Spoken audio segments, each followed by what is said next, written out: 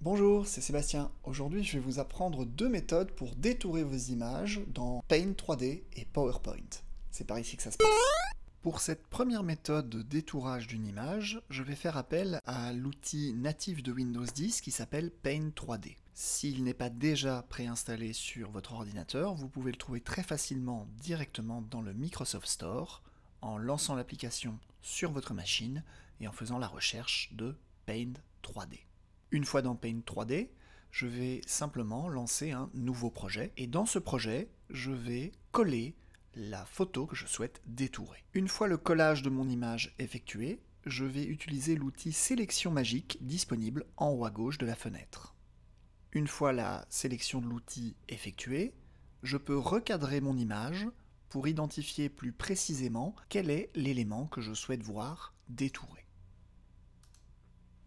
Paint 3D me propose alors une première sélection de détourage et deux outils, ajout et suppression, qui vont me permettre de l'aider à identifier les éléments que je souhaite supprimer de la photo et ceux que je souhaite conserver.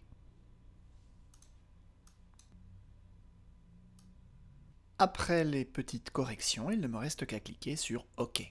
De là, mon image est bien détourée et je vais pouvoir l'utiliser pour réaliser, pourquoi pas, une vignette d'une de mes vidéos tuto ou une représentation d'illustration pédagogique pour l'un de mes cours.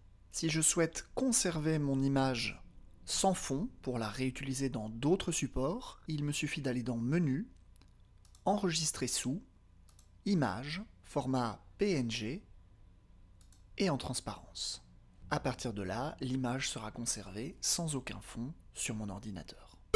Je profite de cette petite pause au milieu de la vidéo pour te rappeler de t'abonner à ma chaîne afin de soutenir les tutos que je réalise.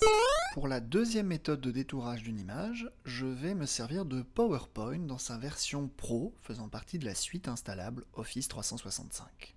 Comme dans Paint 3D, je vais nettoyer l'interface et coller l'image que je souhaite voir détourée. À partir de là, je choisis l'outil Supprimer l'arrière-plan qui est disponible dans le menu Format de l'image et automatiquement tout en haut à gauche du ruban.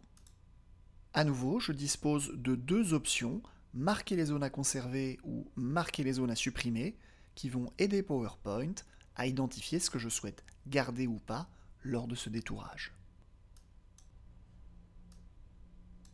Une fois que les petites corrections ont été apportées, je clique sur « Conserver les modifications », toujours en haut à gauche dans le ruban. Mon image est détourée et je peux directement l'utiliser dans PowerPoint pour réaliser une vignette de vidéo ou une illustration pédagogique. Voilà qui clôture ce tuto rapide. J'espère que vous l'aurez trouvé utile et je vous invite à vous abonner encore une fois à la chaîne pour ne manquer aucune de mes prochaines vidéos. À bientôt!